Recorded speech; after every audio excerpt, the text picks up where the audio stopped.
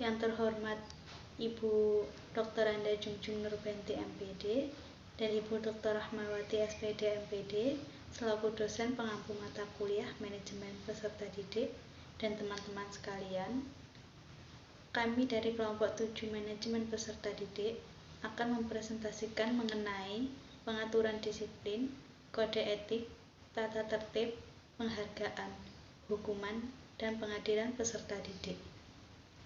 Sebelumnya perkenalkan anggota kelompok kami. Yang pertama saya sendiri, Kak Ayu. Yang kedua Ririn Yuliana Sinaga. Yang ketiga Rizka Latri. Keempat Salsa Regita Cahyani. Dan yang terakhir Selvi Rahmatun Solikah. Materi atau pokok pembahasan yang akan kami bahas ada 6, yaitu yang pertama, pengertian disiplin peserta didik. Yang kedua, kode etik peserta didik. Yang ketiga, tata tertib peserta didik. Yang keempat, pemberian penghargaan bagi peserta didik. Yang kelima, pemberian hukuman bagi peserta didik. Dan yang terakhir, keenam, pengadilan peserta didik. A. Pengertian disiplin peserta didik.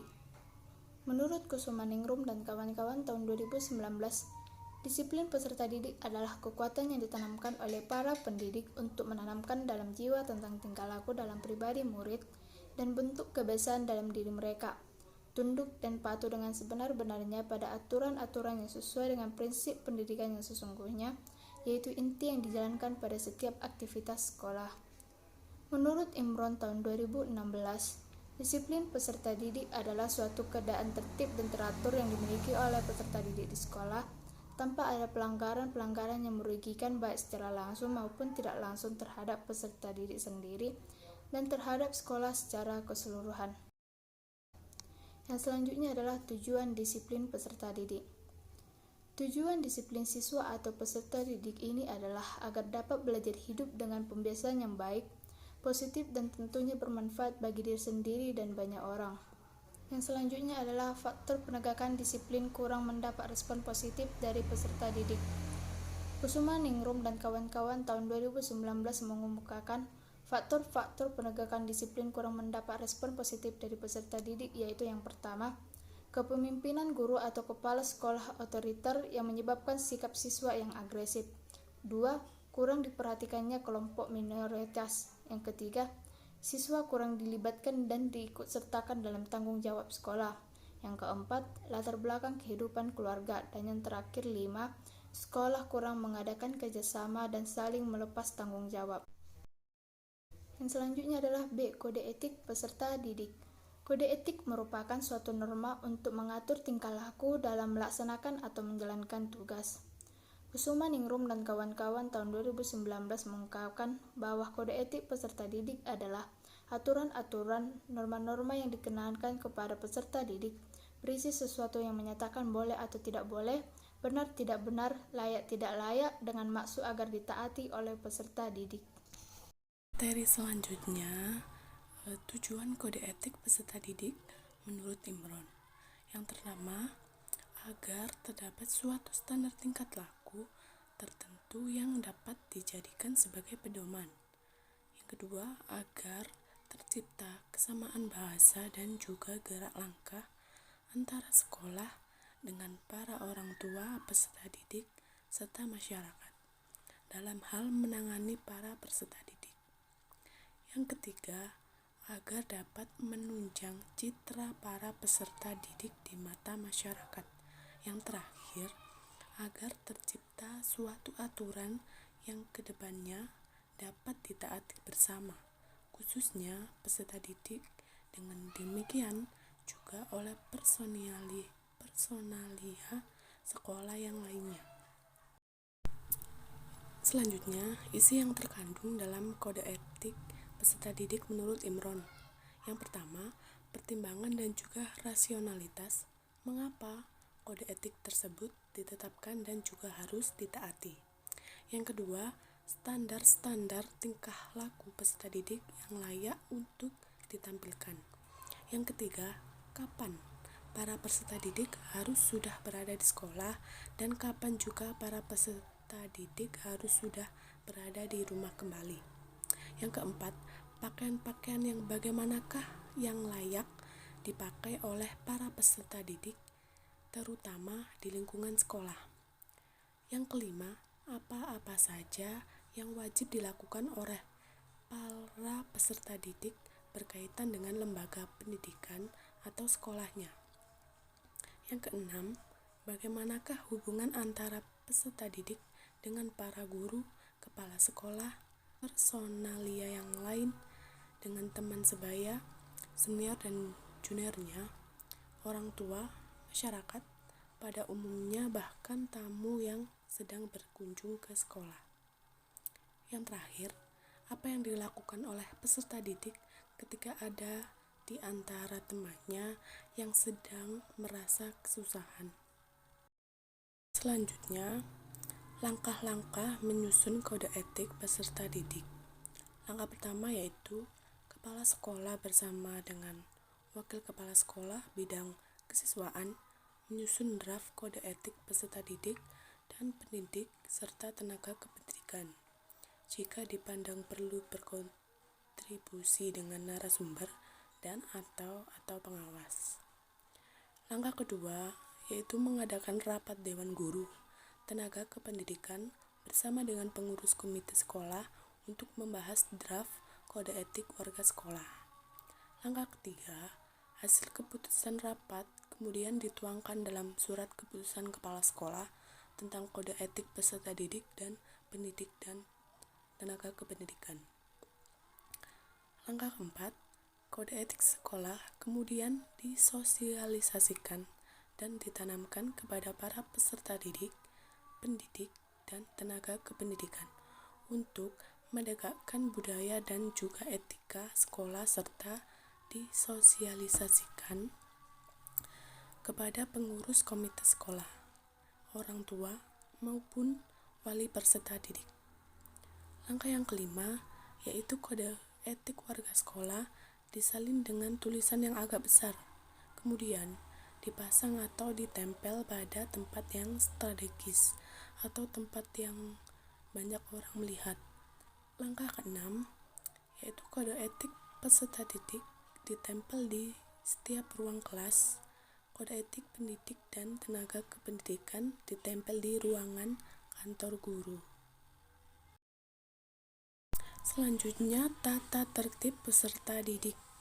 Tata tertib sekolah merupakan satu kesatuan yang tidak dapat dipisahkan satu dengan yang lain sebagai aturan yang berlaku di sekolah agar proses pendidikan dapat berlangsung dengan efektif dan efisien. Tata tertib sekolah dapat diartikan sebagai ikatan atau aturan yang harus dipatuhi setiap warga sekolah tempat berlangsungnya proses belajar mengajar. Tata tertib sekolah, baik yang berlaku umum ataupun khusus, meliputi 3 unsur berikut. Yang pertama, perbuatan atau tingkah laku yang diharuskan dan yang dilarang. Yang kedua, akibat atau sanksi yang menjadi tanggung jawab pelaku atau pelanggar peraturan. Yang terakhir, cara atau prosedur untuk menyampaikan peraturan kepada subjek yang dikenai tata tertib sekolah tersebut. Tujuan tata tertib menurut Rifai 2011 halaman 141 yaitu 1. Agar siswa mengetahui tugas, hak, dan kewajibannya. Yang kedua, agar siswa mengetahui hal-hal yang diperbolehkan dan keaktivitasan meningkat, serta terhindar dari masalah-masalah yang dapat menyulitkan dirinya. Yang ketiga, agar siswa mengetahui dan melaksanakan dengan baik seluruh kegiatan yang telah diprogramkan sekolah, baik itu intrakurikuler maupun ekstrakurikuler. Kemudian, fungsi dari tata tertib sekolah yaitu sebagai alat untuk memberikan pembiasaan kepada siswa agar senantiasa menaati peraturan yang telah ditetapkan. Kemudian, yang kedua, perilaku siswa yang menyimpang dan mengandung sanksi bagi siswa yang melanggar tata tertib. Selanjutnya, aspek-aspek tata tertib seperti yang tercantum di dalam Instruksi Menteri Pendidikan dan Kebudayaan nomor 14/4/1974. Yang pertama yaitu tugas dan kewajiban yang meliputi kegiatan intrakurikuler maupun dalam kegiatan ekstrakurikuler, kemudian larangan-larangan bagi para siswa dan sanksi-sanksi bagi siswa. Selanjutnya, D. Pemberian penghargaan bagi peserta didik. Penghargaan adalah alat untuk mendidik supaya anak merasa senang karena perbuatan ataupun pekerjaannya mendapatkan sebuah penghargaan. Dengan demikian, anak akan lebih keras lagi kemauannya untuk bekerja atau berbuat yang lebih baik lagi. Menurut Purwanto tahun 2007 halaman 182. Sedangkan menurut Kusumaningrum dan kawan-kawan tahun 2019 halaman 143, penghargaan adalah unsur disiplin yang penting dalam pengembangan diri dan tingkah laku anak. Seorang anak akan terus berupaya meningkatkan dan mempertahankan disiplin apabila pelaksanaannya menghasilkan prestasi dan produktivitas yang kemudian mendapatkan penghargaan. Fungsi penghargaan menurut Wantah tahun 2005 halaman 165 yaitu yang pertama mempunyai nilai untuk mendidik, yang kedua sebagai motivasi, dan yang ketiga berfungsi untuk memperkuat perilaku yang disetujui secara sosial. Sedangkan bentuk penghargaan menurut Indra Kusuma tahun 1973 halaman 159 sampai 160. Yang pertama berupa pujian, yang kedua berupa penghormatan, yang ketiga berupa hadiah, dan yang terakhir berupa tanda penghargaan. Sedangkan syarat pemberian penghargaan menurut Purwanto tahun 2007 halaman 184, yang pertama, guru harus mengenal betul-betul siswanya. Yang kedua, janganlah menimbulkan rasa cemburu atau iri hati bagi anak yang lain. Yang ketiga, diberikan dengan hemat. Keempat, jangan memberi penghargaan dengan menjanjikan terlebih dahulu sebelum siswa menunjukkan prestasi kerjanya. Dan yang terakhir, guru harus berhati-hati, jangan sampai penghargaan yang diberikan dianggap sebagai upah dari jerih payah yang telah dilakukan siswa. Selanjutnya adalah pemberian hukuman bagi peserta didik. Pemberian hukuman atau punishment adalah sanksi bagi siswa yang diterima peserta didik akibat melanggar peraturan yang telah disepakati. Hukuman bagi peserta didik ini dapat berupa 1. Penahanan di kelas, kedua, penghilangan hak istimewa atau privilege, yang ketiga, hukuman denda, yang keempat, memberikan skor bagi peserta didik yang terbukti melanggar, yang kelima, menatap tajam siswa, yang keenam, pengaduan kepada orang tua atau wali dengan menyampaikan kecewa. Selanjutnya, pengadilan peserta didik. Pengadilan peserta didik atau student courts yaitu suatu lembaga di sekolah yang bertugas mengadili peserta didik. Dalam pengadilan terdapat pemeriksa sekaligus penulis dalam acara pemeriksaan, penuntut, dan hakim bagi peserta didik dan pembela serta saksi. Menurut Benti dan Budiarti, menetapkan sanksi dan predikat pelanggaran yang dilakukan tim ketertiban sebelum diberikan hukuman bergantung jenis pelanggaran yang dilakukan. Jenis pelanggaran ini terdiri dari 2, yaitu yang pertama pelanggaran ringan, yang kedua pelanggaran berat. Pelanggaran ringan adalah pelanggaran yang tidak berdampak pada orang lain, yang kedua pelanggaran berat. Pelanggaran berat adalah pelanggaran yang berdampak pada orang lain, buruk kepada orang lain. Baik, terima kasih dari kelompok kami. Wassalamualaikum warahmatullahi wabarakatuh.